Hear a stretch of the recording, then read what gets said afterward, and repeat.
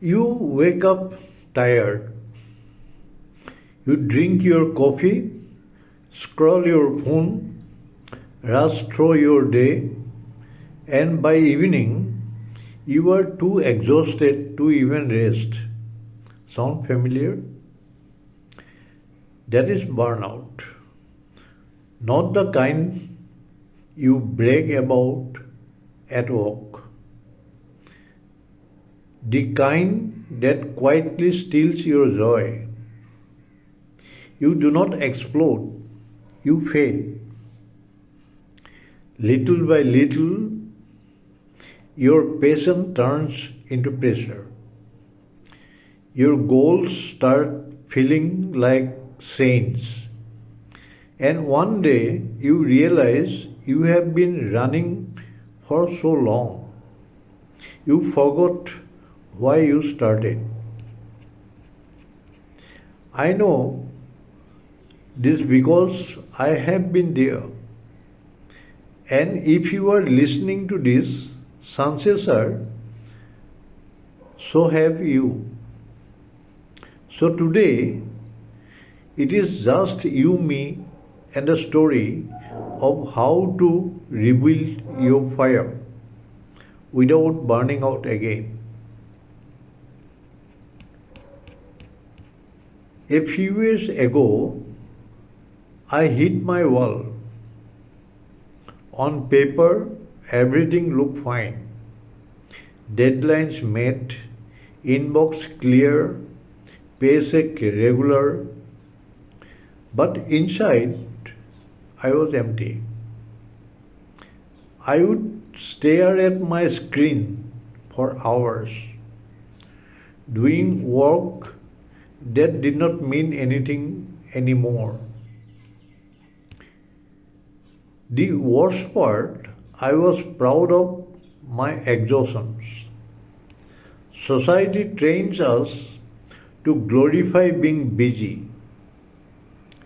We say things like I am swamped as if it is a badge of honor.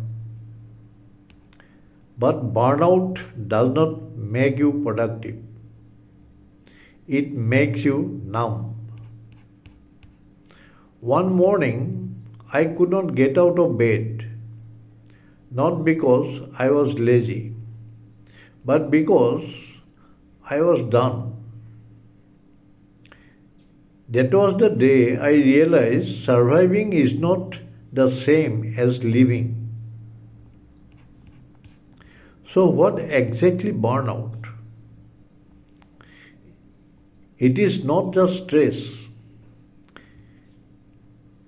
it is stress without meaning. It is when every yes you say to others becomes a no to yourself. It is when even the things you once loved start feeling like scores. But here is the truth: burnout is not a sign of weakness, it is your soul's way of saying, you are being ignoring me for too long. And when I finally listened, I did not hear the voice of fear. I heard fatigue asking for compassion. I heard ambition asking for balance. I heard silence asking to be respected. Here the blueprint I built to recover from burnout, step by step. Stop sprinting. You cannot heal in the same environment that broke you. Pause. Take one evening, one day, one breath that is yours. Step 2, audit your energy. Write down what drains you and what fuels you. You will see the truth in ink.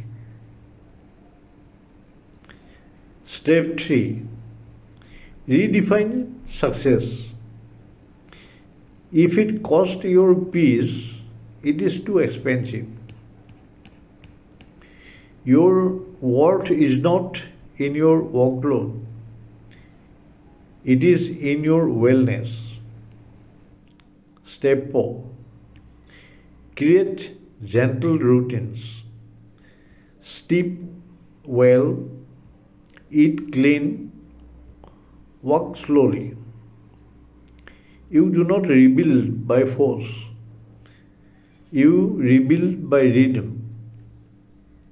Step 5. Protect your spark. Say no without any guilt. Rest without apology. Because burnout does not happen from doing too much. It happens from doing too little that matters. I started small. One quiet morning walk, one device free hour, one slow breakfast. At first, it felt unproductive, like I was wasting time. But in truth, I was reclaiming it. Slowly, color came back into my days. I started writing again, not for likes, but for clarity. I found myself smiling at simple things. That is when I realized recovery is not about doing nothing. It is about doing what feels alive again. Sometimes healing looks like resting. Sometimes it looks like letting go of the version of you who thought rest was weakness. You do not need a vacation. You need permission to rest, to breathe, to just be. And here is something I learned the hard way. If you do not make time for your wellness, you will be forced to make time for your illness. So stop waiting for the world to slow down. Be the calm in your own storm. You are not behind. You are just rebuilding, one deep breath at a time. If you are watching this feeling exhausted, this message is for you. You do not need to prove anything today. You just need to pause. No edit, no noise, only you, me, and the story. And this story, it is not about giving up.